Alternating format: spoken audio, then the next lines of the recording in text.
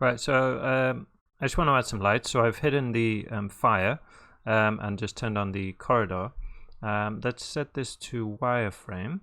Basically, yeah, I want to use this, this is a guide for where to drop my lights. So I'm going to put some lights at the doors, basically. So let's drop a redshift light. One there.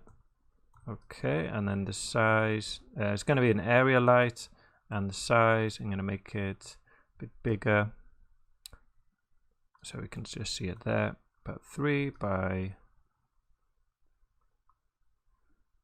4, maybe a bit smaller, like that. Okay, and then let's move it to this door. So I'm going to have one kind of in the middle, so I don't want it right on the door, just a little bit behind it, like that, and then line it up this way, just kind of in the middle there.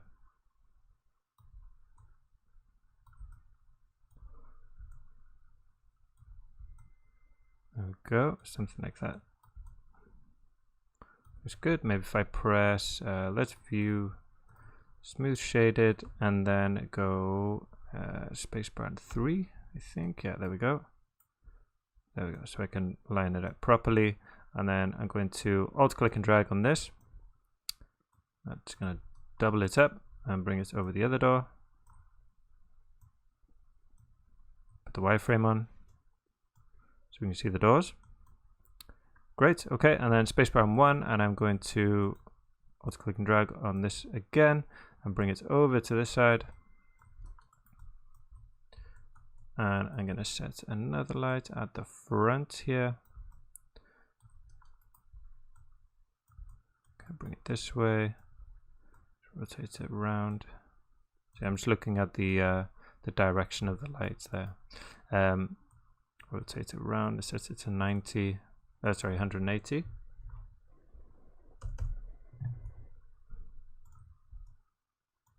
We are spacebar and 3.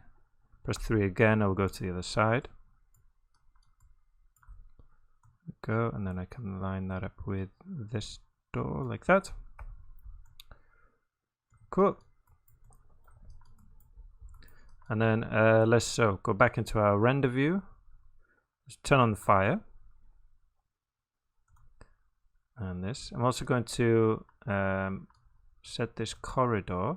We don't have the parameters there for redshift, so if I just come up here and click this object parameters, we'll get the options there.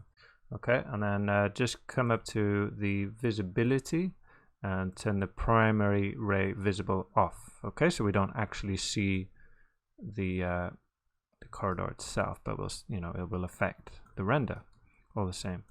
So come back into the camera, let's try a render of that.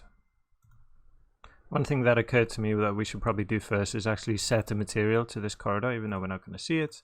I think we'll need a material, just something. So just redshift material, change the name to corridor. Okay, and then just assign that up here. And then that should work. There we are. And then, oh, I've lost that tab. I just, Houdini crashed a moment ago. So I'm just going to open that up again. Okay, and then, yeah, run another render of that. So one thing that stands out straight away is that we need to select all these lights and make them invisible. So just down here, that should do that for us. Then I'm also going to come into my redshift up here and to global illumination, and just turn on the brute force primary global illumination engine. So this will give me some bounce lighting. Okay, so the you can see that this brightened up the scene a whole lot already. let me just jump back into my OBJ level here, and then let's just take a look at these lights. So I'm going to brighten this one. Sorry, not brighten it. Bring this one down substantially to 4.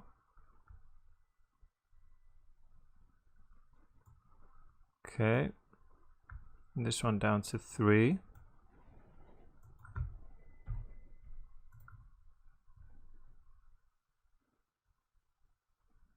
Great, and this one as well. They're all set at, you know, really high values of 100. This one I'm going to bring down to 1.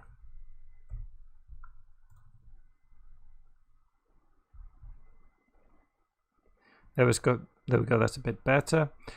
Excuse me. And yeah, again, we can add a little bit of kind of color to these. Again, you can use these kind of color temperatures. Maybe go for like a kind of bluey thing there, but you know, this blue is too strong, so I'm going to just desaturate it. Just something, you know, it's just not pure white.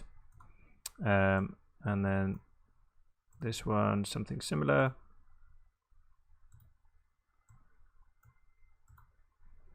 On the orange side, but yeah, something like that's fine. Just again, really subtle colors. There we go, and this maybe I'll just get a full render of that. Okay, that's looking okay so far. So next we'll take a look at the embers.